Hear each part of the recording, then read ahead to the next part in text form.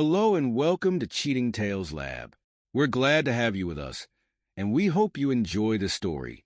Let's not waste any time. Let's begin. Brett has hunched over his desk, red pen poised above a stack of history essays. The clock on the wall ticked past 11 p.m. Another Friday night, sacrificed to his job. He reached for his coffee mug, grimacing at the cold dregs within. His elbow caught the edge of Marissa's purse, sending its contents scattering across the cluttered surface. "Damn it," he muttered, setting down his pen to gather the fallen items. As he swept his hand under the desk, his fingers brushed something plastic. He pulled it out, expecting a pen or perhaps one of Marissa's countless hair ties. Instead, he found himself staring at a white stick with two pink lines clearly visible in a small window. Brett's mind went blank for a moment, then kicked into overdrive. A pregnancy test. A positive pregnancy test. He sat back in his chair, test still clutched in his hand. Memories flooded back. The hopeful starts of IVF treatments, the crushing disappointments, Marissa's tears and his own tightly controlled grief. 3 times they'd tried. 3 times they'd failed. The last attempt had nearly broken them, financially and emotionally. Brett's eyes darted to the purse. Before he could talk himself out of it, he reached in and began rifling through its contents more thoroughly. There, tucked into her wallet behind her driver's license, he found it. An ultrasound image, dated just 2 days prior. His hand shook as he held the grainy black and white photo, a blob that would become their child. Their miracle. Brett's eyes stung with unshed tears. After everything, it had finally happened. Marissa must have wanted to surprise him. Well, 2 could play at that game. A plan began forming in Brett's mind. He'd wake up early, make Marissa's favorite blueberry pancakes. Maybe pick up some flowers from that little shop on the corner. They'd celebrate properly, make up for lost time. As Brett crawled into bed beside his sleeping wife, he felt lighter than he had in years. Their dream was finally coming true. Saturday morning arrived, pale sunlight filtering through the curtains. Brett eased out of bed, careful not to wake Marissa. He padded downstairs, mind already on pancake batter and the perfect cup of coffee. As he passed their home office, he heard Marissa's voice, low and urgent. Brett paused. She must have gotten up without him noticing. "I don't know what to do, Jen," Marissa was saying. Brett recognized her sister's name. "I can't keep lying to him." Brett's hand froze on the doorknob. "No, I haven't told Brett yet," Marissa continued. "How can I? You know how desperate he's been for a baby. If he finds out it's Nelson's..." The world tilted sideways. Brett stumbled back from the door, mind reeling. Nelson Haley, the drama teacher. Charismatic, handsome Nelson with his easy smile and effortless charm. I know, Marissa's voice drifted out. "I have to end things with Nelson, but you should see the way Brett looks at me now. He's so happy, Jen. I can't take that away from him." Brett found himself in the kitchen, not quite sure how he'd gotten there. The ingredients for pancakes sat accusingly on the counter. He mechanically began putting them away, movements wooden and unreal. His wife was pregnant, but not with his child, with Nelson's child, and she planned to pass it off as Brett's own. The egg slipped from Brett's numb fingers, shattering on the kitchen floor. He stared at the yellow yolk spreading across the tile. How fitting. His life, too, lay in pieces at his feet. Monday morning arrived with cruel inevitability. Brett moved through his morning routine in a daze, barely tasting his breakfast, hardly hearing Marissa's cheerful chatter about her plans for the day. The halls of Jefferson High School echoed with the usual cacophony of slamming lockers and adolescent voices. Brett nodded mechanically to passing students and colleagues, all the while scanning the crowd. There, at the end of the hallway, Nelson Haley held court, surrounded by a group of adoring drama students. He gestured animatedly, no doubt regaling them with tales of his latest theatrical triumph. Brett's hands clenched into fists at his sides. He wanted nothing more than to march down that hallway and introduce Nelson's face to the nearest locker door. Repeatedly. But no, he couldn't. Not here. Not now. There was too much at stake. Brett forced himself to turn away, retreating to the relative safety of his classroom. He had a free period first thing, time enough to think, to plan. The school's ancient desktop computer wheezed to life. Brett's fingers flew across the keyboard, searching for information on paternity laws, father's rights. The deeper he dug, the more his stomach churned. Without proof of paternity, he had no legal claim to the child. Marissa could simply name him as the father on the birth certificate, even if he later proved he wasn't the biological parent. The courts tended to favor the mother in custody disputes. Brett's eyes burned as he stared at the screen. He'd always played by the rules, done the right thing, and where had it gotten him? Cuckolded in facing the loss of a child that wasn't even his. A notification popped up on his screen, a reminder from their joint bank account. Brett clicked it absently, then froze. Large withdrawals. Thousands of dollars, siphoned off over the past 3 months. Right around the time Marissa must have gotten pregnant. The pieces clicked into place with sickening clarity. Money for a secret abortion, in case she decided not to keep it. A nest egg to run away with Nelson. Brett's mind raced. He needed more information, more evidence. He couldn't confront Marissa, not yet. Not until he had an ironclad plan. The bell rang, startling Brett from his thoughts. Students began filing in, chattering and laughing. Brett pasted on a smile, pushing down the bile rising in his throat. "All right, everyone," he called out, voice steadier than he felt. "Let's pick up where we left off last class. Who can tell me about the economic factors leading to the Civil War?" As Brett launched into his lecture, a part of his mind continued to churn. He'd trusted Marissa implicitly, never questioned her faithfulness. Now he realized that trust had been his downfall. Well, no more. Brett Hess was done being the naive Boy Scout. It was time to fight fire with fire. Brett Hess stood in the electronics aisle of the local big box store, eyeing the array of security cameras with feigned interest. He'd done his research, knew exactly which model he needed. But he had to play the part of the concerned new father-to-be. "Can I help you find anything, sir?"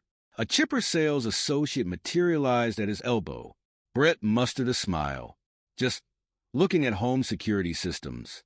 My wife's pregnant, you know. Can't be too careful these days." The words tasted like ash in his mouth. His wife, pregnant, with another man's child. 20 minutes later, Brett left the store with a state-of-the-art security system. Cameras small enough to hide in plain sight, with crystal-clear audio pickup. Perfect for catching adulterers' wives in the act. Installing the cameras was almost too easy. Marissa never questioned his sudden interest in home security. She was too preoccupied with her own secrets, Brett supposed. The first day yielded nothing of interest. Marissa went about her usual routines, made a few work calls, watched some mindless reality TV. Brett was beginning to think he'd overreacted, that maybe he'd misheard that damning phone conversation. Then, on day 2, the cameras caught gold. Brett watched the footage with a kind of detached fascination. Marissa, curled up on the couch with a glass of wine, phone pressed to her ear. Her best friend Hope's tinny voice emerged from the speakers. "Still can't believe you're pregnant," Hope was saying. "How are you feeling?" Marissa sighed, taking a long sip of wine. "Honestly, terrified, guilty, excited. It's all mixed up. Have you told Brett yet?" "No." Marissa's voice was small. I can't. You know how much he wants this baby. If he knew it was Nelson's." Brett's hands clenched into fists, nails biting into his palms. He forced himself to keep watching. "You have to tell him, Risa," Hope urged. "The longer you wait, the worse it'll be." I know. It's just, you should see the way he looks at me now. Like I've given him the moon. How can I take that away from him?" The conversation devolved into more hand-wringing and rationalizations. Brett tuned it out, mind already racing ahead to his next move. He had proof now, incontrovertible evidence of Marissa's infidelity. But it wasn't enough. Not nearly enough. Brett's fingers flew across his keyboard, muscle memory taking over as he hacked into Marissa's email account. It wasn't difficult. She still used the same password for everything, their anniversary date. The irony wasn't lost on him. What he found made his blood run cold. Correspondence with an online lender, one with a reputation for being less than scrupulous. Loan applications with blatantly falsified information. This went beyond infidelity. This was fraud. Criminal activity that could land them both in serious trouble. Brett's mind whirred, weighing his options. Part of him wanted to confront Marissa immediately, to demand answers and force a confession. But the more rational part of his brain knew he needed to bide his time, gather more evidence, build an airtight case. With trembling hands, Brett composed an anonymous tip to the bank and local authorities, detailing the financial irregularities he'd uncovered. It felt like a betrayal, but he reminded himself Marissa had betrayed him first. He was just protecting himself now. The next day at school, a staff meeting was called. The principal's face was grim as she addressed the assembled faculty. As some of you may have heard, the state has announced significant budget cuts for the coming year, she began. I'm afraid this means we'll be facing some difficult decisions in the coming months. Layoffs may be necessary. A ripple of unease spread through the room. Brett's eyes darted to Nelson, noting the sudden pallor of the other man's face. Good. Let him sweat a little. As the meeting dispersed, Brett found himself cornered by Nelson.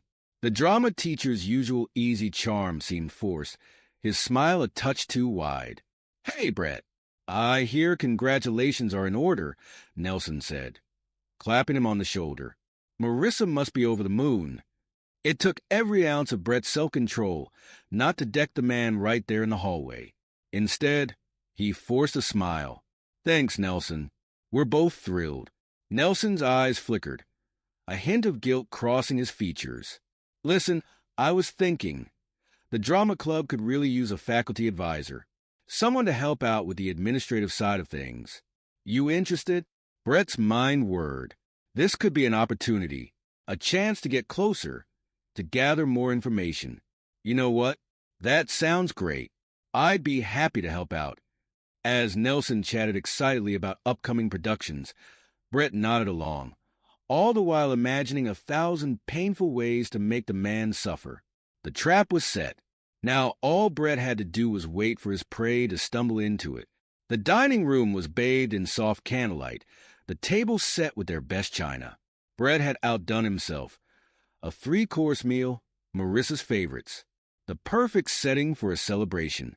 Marissa picked at her food, tension radiating from every line of her body. Brett watched her waiting. He'd given her plenty of opportunities to come clean over the past week. Now, it seemed, she'd finally worked up the courage. Brett, she began, setting down her fork. I have something to tell you. He arranged his features into a mask of concern. What is it, sweetheart? Is everything okay? Marissa took a deep breath. I'm pregnant. Brett let his fork clatter to the plate, arranging his features into a mask of joyful shock. What? Are you serious? He stood, pulling Marissa into an embrace. Over her shoulder, his eyes were cold and calculating. Oh my God! This is amazing! Brett exclaimed, voice thick with false emotion. When did you find out? How far along are you? He watched carefully as Marissa stumbled through her responses, noting every nervous glance, every hesitation. She was a terrible liar, really. How had he never noticed before? I can't believe it, Brett murmured, pressing a kiss to her forehead. After everything we've been through, it's finally happening. Marissa's smile was watery, guilt clouding her eyes. I know. It's a miracle. A miracle. Brett wanted to laugh, or maybe scream. Instead, he held his wife close, mind already racing ahead to the next phase of his plan. So, he said, pulling back to look at her, when did this miracle happen exactly? I mean, we haven't exactly been trying lately, what with all the stress from the failed IVF attempts. Marissa's eyes darted away. Oh, it must have been that night after Sarah's wedding. Remember? We'd both had a bit too much champagne. Brett remembered. He also remembered that Sarah's wedding had been nearly 4 months ago. If Marissa was only now announcing her pregnancy, the timing didn't quite add up, but he simply smiled, nodding along. Of course. How could I forget? It was a magical night. Marissa relaxed slightly, clearly relieved he wasn't pushing the issue. It really was. And now we have this to look forward to. Brett raised his wine glass. To our little miracle, he toasted, watching as Marissa took a sip of her water. The web of lies was growing more tangled by the day. Soon, very soon, Brett would be ready to tear it all down. The next day at school, Brett threw himself into his new role as drama club advisor with gusto. He sat in on rehearsals, offering suggestions and praise in equal measure. He helped with costumes and set design, always making sure to defer to Nelson's expertise. It was sickening, really, how easily Nelson fell for the act. The man preened under Brett's attention, clearly thrilled to have another admirer in his orbit. "You know, Brett," Nelson said one afternoon as they were striking the set after rehearsal, "I have to admit, I had my doubts when you first volunteered. Didn't really peg you as a theatrical type, but you've been a godsend." Brett smiled, the expression not quite reaching his eyes. "Happy to help. It's been enlightening." Enlightening indeed. In the weeks since he'd joined the drama club, Brett had gathered a wealth of information. He'd overheard hushed phone conversations between Nelson and Marissa, watched as they exchanged meaningful glances across crowded hallways. But it wasn't enough. He needed something concrete, something that would force the school board's hand. The opportunity presented itself in the form of Amber Callahan, a junior with stars in her eyes and a crush on Nelson a mile wide. Brett watched as Nelson lavished attention on the girl, offering private coaching sessions and gushing praise for her mediocre performances. It was all very above board, of course. Nelson was too smart to actually cross that line, but perception was everything. It took some doing, but Brett eventually managed to convince Amber's mother to file a complaint. Nothing too salacious, just concerns about the amount of time her daughter was spending alone with Mr. Haley, the way he seemed to favor her over other students. The complaint landed on the principal's desk on a Tuesday morning. By Wednesday afternoon, the school board had launched a full investigation into Nelson's conduct. Brett watched from the sidelines as Nelson's carefully constructed world began to crumble. The man was a nervous wreck, jumping at shadows and snapping at students. Good, Brett thought. Let him suffer. Let him feel even a fraction of the pain he'd caused. The pieces were falling into place. Soon, very soon, Brett would have everything he needed to bring Marissa's carefully constructed house of lies crashing down around her. "Are you sure about this?" Marissa asked, worry creasing her brow. "A whole month in D.C.? What about your classes?" Brett zipped up his suitcase, forcing a reassuring smile. "It's a great opportunity, honey. The school's already arranged for a long-term sub. And think how good it'll look for my tenure review." Marissa nodded, but the concern didn't leave her eyes. I'll miss you." For a moment, Brett almost faltered, almost believed the sincerity in her voice. But then he remembered the overheard phone calls, the secret smiles exchanged with Nelson in the school hallways. "I'll miss you too," he lied smoothly. "But it'll fly by, you'll see. And when I get back, we can start really preparing for the baby." Marissa's hand flew to her stomach, guilt flashing across her face. Right, the baby. Brett kissed her cheek, grabbed his bags, and headed out the door. But instead of driving to the airport, he made his way across town to a nondescript apartment complex. The place was small, sparsely furnished, but it would do. For the next month, this would be his base of operations. Brett set up his laptop, connecting to the feed from the hidden cameras in his house. Then he settled in to watch and wait. It didn't take long for Marissa to take advantage of his absence. The very next day, Nelson's car pulled into their driveway just after sunset. Brett watched, bile rising in his throat as Marissa welcomed her lover into their home, into their bed. Over the next few weeks, Brett meticulously documented every encounter, every hush phone call, every secret rendezvous. He compiled financial records, tracked suspicious transactions, built a case so airtight it would make a seasoned prosecutor weep with joy. And then, when he was sure he had everything he needed, Brett made his final move. It was child's play to track down Nelson's wife. Faith Haley was a well-respected pediatrician, her office just a few miles from the high school. Brett felt a twinge of guilt as he prepared the envelope. She was an innocent in all this, after all, but he squashed the feeling ruthlessly. Collateral damage was unavoidable in war. The package he sent contained irrefutable evidence of Nelson's affair, photos, video stills, transcripts of damning conversations. He included a brief, anonymous note expressing sympathy and suggesting she seek legal counsel. Then Brett sat back and waited for the dominoes to fall. He didn't have to wait long. The next day, his burner phone lit up with a text from the neighbor he'd enlisted to keep an eye on the house. Police just left. Your wife looked upset. Brett allowed himself a smile. Phase 1 complete. A few hours later, another text came through.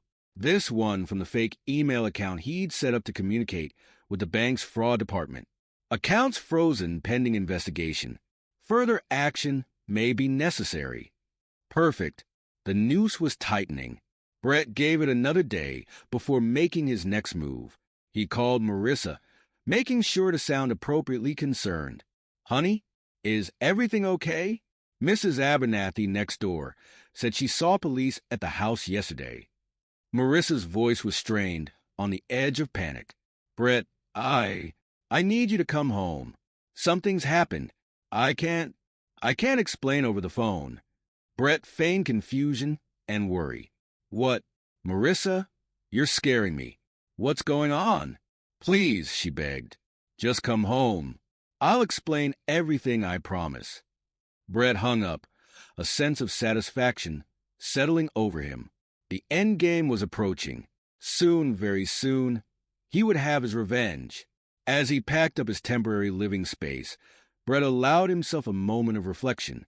He thought of the life he'd planned with Marissa, the family they were supposed to have.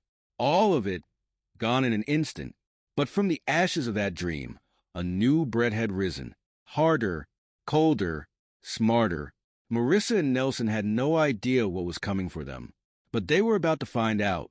Brett's key turned in the lock, the familiar sound now carrying a weight of finality. He stepped into the house he'd once called home, bracing himself for the performance of a lifetime. Marissa sat at the kitchen table, her face pale and drawn. Red-rimmed eyes darted up to meet his, a mixture of relief and fear evident in her gaze. Brett, she breathed, rushing to embrace him. Oh, God, I'm so glad you're home. He allowed himself to be enfolded in her arms, noting the slight swell of her stomach pressed against him. The child that should have been his miracle. Now, just another lie. What's going on, Marissa? Brett asked, injecting just the right amount of concern into his voice. I got your message. Are you okay? Is it the baby? Marissa pulled back, wringing her hands. No. The baby's fine. It's everything else. Brett, we're in trouble. Big trouble. She launched into a tearful explanation of frozen bank accounts and police inquiries. Brett listened, nodding at all the right moments, his face a mask of growing concern. I don't understand, he said when she'd finished. How could this happen? Where did all that money go? Marissa's eyes dropped to the floor. I made some bad decisions. Took out some loans. I thought I could pay them back before you noticed, but... Jesus, Marisa. Brett ran a hand through his hair, the picture of a man struggling to process shocking news. How much are we talking about here? When she told him the figure, Brett let out a low whistle. Christ, that's everything we have, more than everything. Marissa nodded miserably. I know. I'm so sorry, Brett. I never meant for this to happen. Brett paced the kitchen, mind whirring. He'd anticipated this moment for weeks, planned out every word, every reaction. Now it was time to spring the trap. Okay, he said finally. Okay, we need to think this through logically. What are our options? Marissa looked up, hope flickering in her eyes. You're not leaving me? Brett knelt beside her chair, taking her hands in his. Of course not. We're in this together, remember? For better or worse. The irony of those words wasn't lost on him, but Marissa nodded, squeezing his hands gratefully. So, Brett continued, we need to figure out how to pay back these loans before things get any worse. Have you talked to a lawyer? Marissa shook her head. I was too scared. I didn't know what to do. Brett nodded, as if considering their options. Then, with careful hesitation, he spoke. What about the house? Marissa's head snapped up. The house? What do you mean? Well, Brett said slowly, it's our biggest asset. If we sold it, we could pay off the loans, maybe have enough left over to start fresh somewhere else. Sell the house. Marissa's voice was small, disbelieving. But where would we go? Brett shrugged, the picture of a man grasping at straws.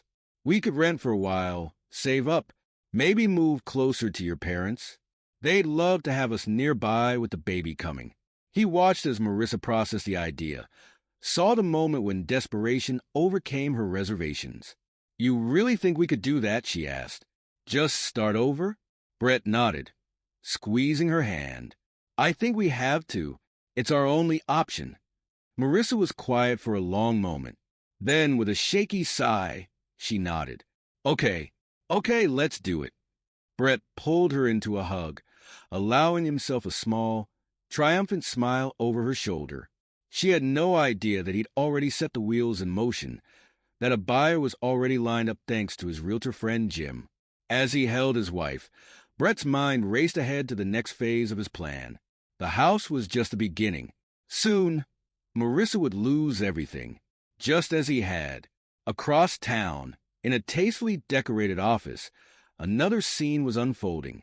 Faith Haley, respected pediatrician and wife of Nelson Haley, sat across from her lawyer, a manila envelope clutched in white-knuckled hands. Are you sure about this, Faith? The lawyer asked gently. Once we file, there's no going back. Faith nodded, her jaw set in determination. I'm sure. I want him out of my life, out of my children's lives. The lawyer nodded, pulling out the necessary forms. All right then, let's begin the process of filing for divorce. We'll cite adultery as the grounds, naming Marissa Hess as the other woman. As Faith began filling out the paperwork, her hand shook slightly, but her resolve never wavered. Nelson had made his choice. Now he would face the consequences.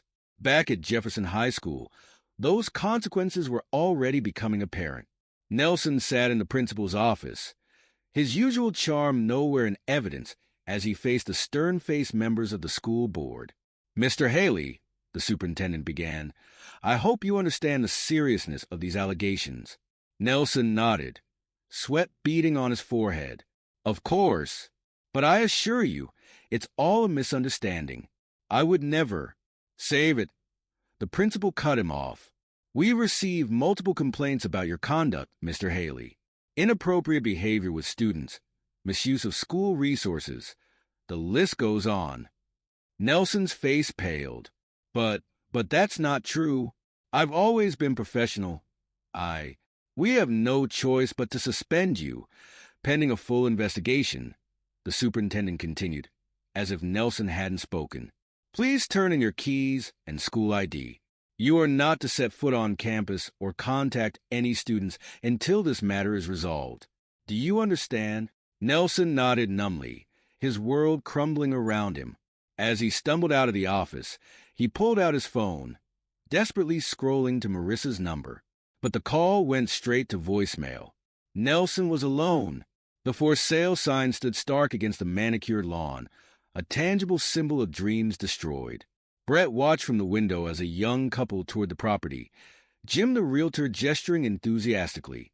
They seem nice, Marissa said softly, coming to stand beside him. Do you think they'll make an offer? Brett nodded, allowing a small smile. Jim thinks so. Said they fell in love with the place as soon as they saw it. Marissa's hand drifted to her growing belly, a gesture that no longer inspired joy in Brett, only a dull ache of betrayal. It's a good home, she murmured. I hope they'll be happy here. Brett turned to face her, steeling himself for what came next. Marissa, we need to talk. She looked up, brow furrowing at his serious tone. What is it? Did something else happen with the bank? No, nothing like that. Brett took a deep breath. I know, Marissa, about everything. Marissa's face went pale. What do you mean? In response, Brett pulled out his phone, queuing up one of the damning videos he'd captured. Marissa's voice filled the room, discussing her affair with Nelson in excruciating detail. Marissa stumbled back, horror dawning on her face. Brett, I can explain. Don't. Brett's voice was ice. Don't insult me with more lies. He pulled a thick envelope from his briefcase, sliding it across the kitchen table. Divorce papers. I'm citing adultery and financial fraud. Marissa's hand shook as she opened the envelope. Brett, please, she begged. We can work this out. I'll end things with Nelson, I swear. We can raise this baby together, be a family. That's not my child. Brett cut her off. And you're not the woman I married, the woman I loved. Tears streamed down Marissa's face. I'm so sorry, she whispered. I never meant to hurt you. Please, Brett, give me another chance. I'll do anything. For a moment, Brett almost wavered. The pain in Marissa's eyes was real, her remorse seemingly genuine. But then he remembered the overheard phone calls, the secret smiles exchanged with Nelson, the utter betrayal of everything they'd built together. It's too late, he said quietly. I've already sold the house. Marissa's head snapped up. What? But we just put it on the market. How could you? Jim's been working on it for weeks, Brett explained. The couple outside? They're here to sign the final paperwork. Weeks. Marissa's voice was faint. You've been planning this for weeks? Brett nodded. Ever since I found out about your affair. About the baby. Marissa sank into a chair, her world crumbling around her. Where am I supposed to go? That's not my problem anymore. Brett's voice was devoid of emotion. I suggest you call Nelson. I'm sure he'd be happy to take you in. Oh, wait, he added with a cruel smile. He can't. He's been suspended pending an investigation into his conduct at school. Seems someone filed a complaint about inappropriate behavior with students. Marissa's eyes widened in realization. You did this. All of it. Brett shrugged. You made your choices, Marissa. Now you get to live with the consequences. He picked up his suitcase, already packed and waiting by the door. I'm leaving for California next month. I've accepted a position at a private school in San Francisco. California? Marissa echoed, her voice hollow. You're moving across the country? Fresh start, Brett said simply. Something we both need, I think. He paused at the door, looking back at the woman he'd once loved more than life itself. Goodbye, Marissa. I hope it was worth it. With that, Brett walked out, leaving Marissa alone in the empty shell of their former life. The courtroom was packed, a mix of curious onlookers and grim-faced lawyers. Marissa sat at the defendant's table, her once stylish clothes now ill-fitting on her 7 months pregnant frame. The judge's gavel came down with a resounding crack. Marissa Hess, you have been found guilty of loan fraud. Given the extent of your deception and the amount of money involved, this court sentences you to 3 years in federal prison to be served after the birth of your child. Additionally, your teaching license is hereby suspended pending further review. Marissa's shoulders slumped, the full weight of her actions finally crashing down upon her. As the bailiff led her away, she caught sight of a familiar face in the crowd. Nelson stood at the back of the courtroom, his own appearance a far cry from the dashing drama teacher he'd once been. Unshaven, clothes rumpled, he looked like a man who'd lost everything, which Marissa realized with a sinking heart he had. Just like her, Nelson approached as Marissa was allowed a moment with her lawyer. "Marissa," he began, reaching for her hand. "I'm so sorry. I never meant for any of this to happen." Marissa jerked away from his touch. "Don't," she hissed. "Haven't you done enough?" Nelson's face fell. I thought maybe we could start over. When you get out, we could what, Nelson?" Marissa cut him off. "Be together? Play happy families? It's over. All of it." As the bailiff returned to escort her out, Marissa turned back to Nelson one last time. "Goodbye, Nelson. I hope she was worth it." Nelson watched her go, the weight of his choices settling heavily on his shoulders. He'd lost his job, his wife, his children. And now, he'd lost Marissa too. He stumbled out of the courtroom, unsure where to go or what to do next. His life, once so full of promise, had become a cautionary tale. Miles away, in a sun-drenched classroom in San Francisco, Brett Hess stood before a group of eager students. "All right, everyone," he began, a genuine smile on his face. "Let's talk about the Civil War. Who can tell me about the economic factors that led to this pivotal moment in American history?" As hands shot up around the room, Brett felt a sense of peace settle over him. The betrayal, the pain, the elaborate revenge. It all seemed like a distant memory now. After class, Brett made his way to a small office in the school's administration wing. A plaque on the door read, "Guidance Counselor." Inside, a teenager sat nervously in one of the chairs. Brett smiled warmly as he took his seat. "So, Tyler," he began, "I understand you're interested in our school's mentorship program." As the boy nodded eagerly, Brett felt a familiar surge of purpose. This was why he'd become a teacher in the first place, to make a difference, to help shape young lives. Later that evening, Brett sat at his desk, penning a letter to the local fertility clinic. He'd been making anonymous donations for months now, funding IVF treatments for couples struggling to conceive. It was his way of turning pain into purpose, of ensuring that some good came from the ashes of his own shattered dreams.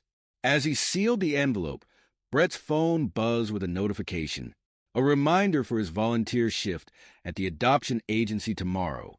Brett smiled, a sense of contentment washing over him. He'd survived the storm, emerged stronger on the other side. And now, finally, he was exactly where he was meant to be. This is where our story comes to an end. Share your thoughts in the comment section. Thanks for your time. If you enjoy this story, please subscribe to this channel. Click on the video you see on the screen, and I will see you there.